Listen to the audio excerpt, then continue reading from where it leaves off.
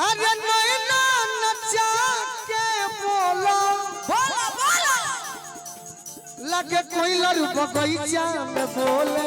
अरे नैना नचा के बोलो लगे कोई लर बगीचा में बोले।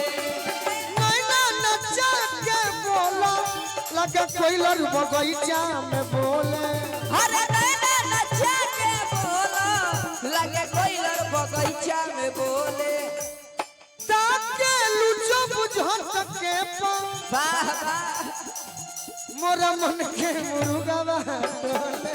अरे ताके लुचब झटके पा मोर मन के मुर्गावा बोले। ताके लुचो बुझत के पा मोरा मन के मुर्गावा डोले। अरे ताके लुचब झटके पा मोर मन के मुर्गावा बोले। दे रौरा के कहीं हम देखले बनी। रौरा हाँ जी हमरा मनोज भैया के टीम के हाँ हाँ सजावे वाली कलाकार है। तनी रौरा मंच पर आई आई आई अबू कि ना अबू? हम ही तो मानी जे हमरा के मेहनियों के कलाकार माने ले, सही बात अनारदियों विधा के कलाकार माने ले। रौरा के हम प्रणाम करतनी। हाँ जी अब आशीर्वाद दी। वाह वाह अब बेग धो दी। बेग धरी देखिले का हो रोज तोरे सपना सपना बेड पर पड़े पड़े चल गोरी प्यार करी आज खड़े खड़े।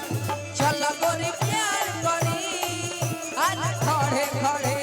चल गोरी प्यार करी आज खड़े खड़े।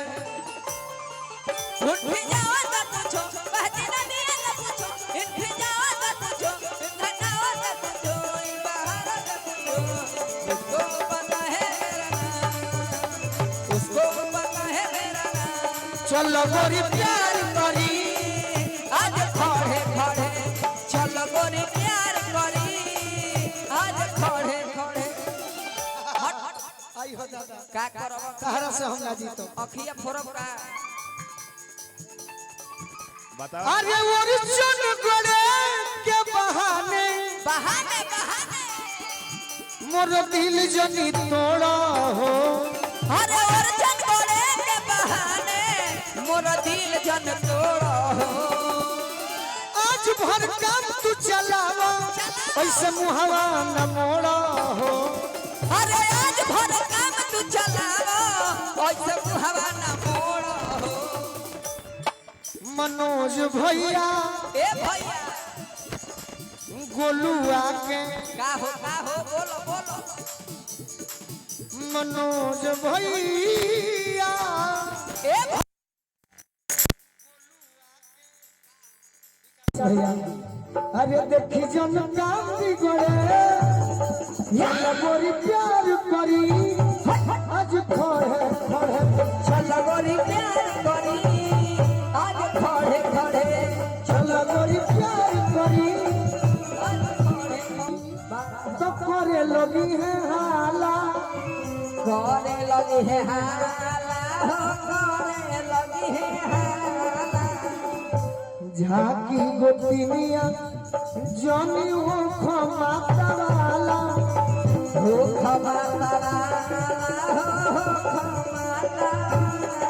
ए कि चलो ये हमारा छोटे बाबा चापुर ये हमारा मनमीत बाबा आज ले इतना सुंदर के हूँ इंटरव्यू डाले जौन हमारा मनमीत बाबा हमारे इंटरव्यू चाहे सब कलाकार के लिए ले यूट्यूबर भाई के भी जाने के चाहिए कि कौन कलाकार कितना सुंदर व्यवहार के हो कि खराब के हो। ये मनमीत बाबा से सीखी सब है। रौरा सब अपना व्यूअर खातिर बाउर चढ़ाई बोलू राजा के बारे में। बाकी हमारा मनमीत बाबा अच्छा बात चढ़ा के अपना दुनिया में नाम कमाते हैं। गलती के कारण 30 जना का छिनाई बा। तो चलो नीचे बिछा दी चटैया ये सैया भूया ले चलो